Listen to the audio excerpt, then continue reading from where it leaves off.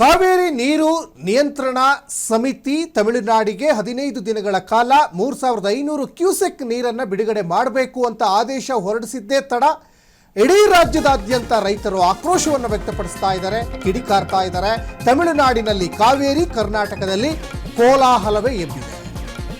ಜಿಲ್ಲೆಯಲ್ಲೂ ಕೂಡ ಕಿಚ್ಚು ಹತ್ಕೊಂಡಿದೆ, ಆಕ್ರೋಶ ಸ್ಫೋಟಗೊಳ್ತಾ ಇದೆ, ಪ್ರತಿಭಟನೆ ತೀವ್ರಗೊಳ್ತಾ ಇದೆ. ಈ ಎಲ್ಲ ಬೆಳವಣಿಗೆಗಳ ನಡುವೆ ನಾಳೆ ಕಾವೇರಿ ನೀರು ನಿರ್ವಹಣಾ ಪ್ರಾಧಿಕಾರ ತುರ್ತು ಸಭೆ ಕರೆದಿದೆ.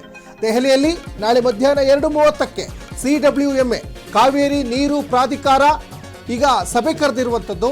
CWRC ನೀಡಿರುವ ಆದೇಶದ ವಿರುದ್ಧ ರಾಜ್ಯ ಸರ್ಕಾರ ಕಿಡಿಕಾರಿದೆ.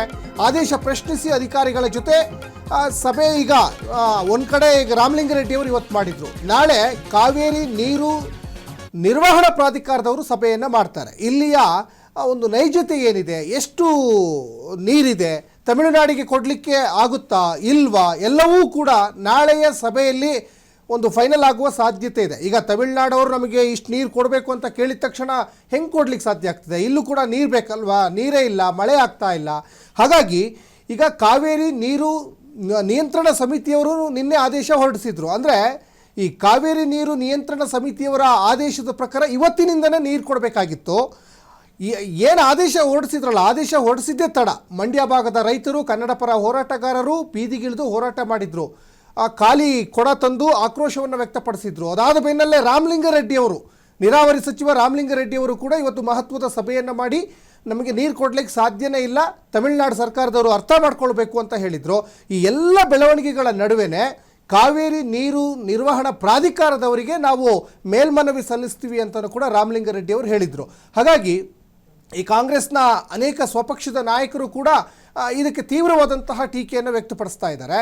ಈ ಎಲ್ಲ ಬೆಳವಣಿಗೆಗಳ ನಡುವೆನೇ ಈಗ CWMA ಅಂದರೆ ಕಾವೇರಿ ನೀರು ನಿರ್ವಹಣಾ ಪ್ರಾಧಿಕಾರ ನಾಳೆ ಮಧ್ಯಾಹ್ನ 2:30ಕ್ಕೆ ದೆಹಲಿಯಲ್ಲಿ ಮಹತ್ವದ ಸಭೆಯನ್ನು ಕರೆದಿದೆ. ಸಂಬಂಧಪಟ್ಟಂತಹ ಅಧಿಕಾರಿಗಳ ಜೊತೆ ಮಹತ್ವದ ಸಭೆ ನಡೆಯುತ್ತೆ. ಆ ಸಭೆಯಲ್ಲಿ ಸತ್ಯಾಸತ್ಯತೆ ಏನಾಗಿದೆ, ಯಾಕಂದರೆ ಗೊತ್ತಿರುವಂಥ ವಿಚಾರನೆ. ಯಾಕಂದರೆ ದಕ್ಷಿಣ ಭಾರತದಲ್ಲಿ ಮಳೆನೇ ಆಗಿಲ್ಲ ಅನ್ನುವಂಥದ್ದು ಅಲ್ಲಿಯ ಪ್ರಾಧಿಕಾರದ ಸದಸ್ಯರುಗಳಿಗೆ, ಅಧ್ಯಕ್ಷರುಗಳಿಗೆ, ಕಾರ್ಯದರ್ಶಿಗಳಿಗೆ ಗೊತ್ತಿಲ್ಲದೆ ಈ ವಿಚಾರನ ಎಲ್ಲವೂ ಚೆನ್ನಾಗಿ ಗೊತ್ತಿದೆ. ಹಾಗಾಗಿ ಒಂದು ನಿರ್ಧಾರಕ್ಕೆ ಬರುವಂಥ ಸಾಧ್ಯತೆ ಇದೆ. ಚರ್ಚೆ ಅಂತೂ ಖಂಡಿತವಾಗಲೂ ಕೂಡ ನಾಳೆ ಮಾಡ್ತಾರೆ.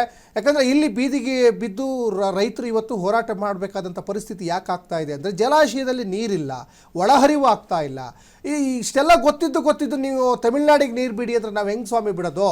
ಹಾಗಾಗಿ ಬೀದಿಗೆ ಇವತ್ತು ರೈತರು ಬೀದಿಯಲ್ಲಿ ಹೋರಾಟ ಮಾಡ್ತಾ ಇದ್ದಾರೆ, ಉರುಳು ಸೇವೆ ಮಾಡ್ತಾ ಇದ್ದಾರೆ, ಖಾಲಿ ಕೊಡ ಹಿಡಿದು ಇವತ್ತು ಸರ್ಕಾರಕ್ಕೆ ಪರಿಪರಿಯಾಗಿ ಬೇಡ್ಕೊಳ್ತಾ ಇದ್ದಾರೆ. ದಯಮಾಡಿ ನಮ್ಮ ರೈತರ ಕಷ್ಟ ನೋಡಿ ಫಸ್ಟು, ಅದಾದಮೇಲೆ ನಿಮಗೆ ನೆರೆಯ ರಾಜ್ಯದ ರೈತರ ಬಗ್ಗೆ ಅಥವಾ ಅಲ್ಲಿಯ ಜನಗಳ ಬಗ್ಗೆ ಕಾಳಜಿ ವಹಿಸಿ ಅಂತ. ಯಾಕಂದರೆ ಕಳೆದ ಬಾರಿ ಎಲ್ಲ ಚೆನ್ನಾಗಿ ಮಳೆ ಬಂದಿತ್ತು, ನೀರು ಬಿಟ್ಟಾಗ ಏನು ಕೇಳಲಿಲ್ಲ.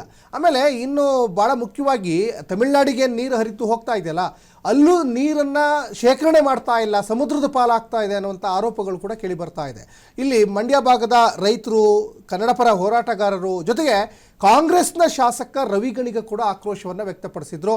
ಇನ್ನು BJP ವಿಪಕ್ಷ ನಾಯಕ R. ಅಶೋಕ್ ಸರ್ವಪಕ್ಷ ಸಭೆಯನ್ನು ಕರಿಬೇಕು, ಯಾಕಂದರೆ ನೀವು ಏಕಾಏಕಿ ನಿರ್ಧಾರ ತೆಗೆದುಕೊಳ್ಳೋಕ್ಕಾಗಲ್ಲ, ಸರ್ವಪಕ್ಷದ ಸಭೆ ಕರೀರಿ, ಎಲ್ಲರ ಅಭಿಪ್ರಾಯಗಳನ್ನು ಸಂಗ್ರಹ ಮಾಡಿ, ಅದಾದಮೇಲೆ ಏನು ನಾವು ಮುಂದಿನ ಒಂದು ನಿರ್ಧಾರ ಏನು ತೆಗೆದುಕೊಳ್ಬೇಕು ಅನ್ನುವಂಥದ್ದು ಎಲ್ಲರ ಸಹಮತ ಬೇಕಾಗ್ತದೆ. ಯಾಕಂದರೆ ಈ ಸಂದರ್ಭದಲ್ಲಿ R. ಅಶೋಕ್ ಹೇಳಿರುವಂಥ ಮಾತು ಸತ್ಯನೇ.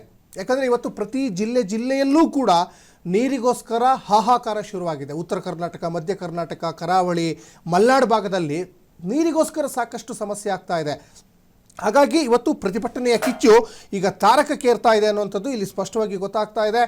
ಈ ಎಲ್ಲ ಬೆಳವಣಿಗೆಗಳ ನಡುವೆನೇ ನಾಳೆ ಕಾವೇರಿ ನೀರು ನಿರ್ವಹಣಾ ಪ್ರಾಧಿಕಾರದವರು ದೆಹಲಿಯಲ್ಲಿ ಮಧ್ಯಾಹ್ನ 2:30ಕ್ಕೆ ಕರೆದಿರುವಂಥ ಸಭೆ ಒಂದು ಮಹತ್ವದ ತಿರುವು ಪಡ್ಕೊಳ್ತದೆ ಅನ್ನುವಂಥದ್ದು ಇಲ್ಲಿ ಸ್ಪಷ್ಟವಾಗಿ ಗೊತ್ತಾಗ್ತಾ ಇದೆ. ತಮಿಳುನಾಡವರು ಎಷ್ಟೇ ಬಾಯಿ ಬಡ್ಕೊಂಡ್ರೂ ಕೂಡ ಆ ನಾಳೆಯ ಸಭೆ ಇದೆಯಲ್ಲ, ಅದು ಅತ್ಯಂತ ಮಹತ್ವದಾಗಿರ್ತದೆ, ಅತ್ಯಂತ ಒಂದು ತಿರುವನ್ನು ಪಡ್ಕೊಳ್ಳುವಂಥ ಸಭೆ ಆಗಿರುತ್ತೆ ಅನ್ನೋದು ಸ್ಪಷ್ಟವಾಗಿ ಗೊತ್ತಾಗ್ತಾ ಇದೆ.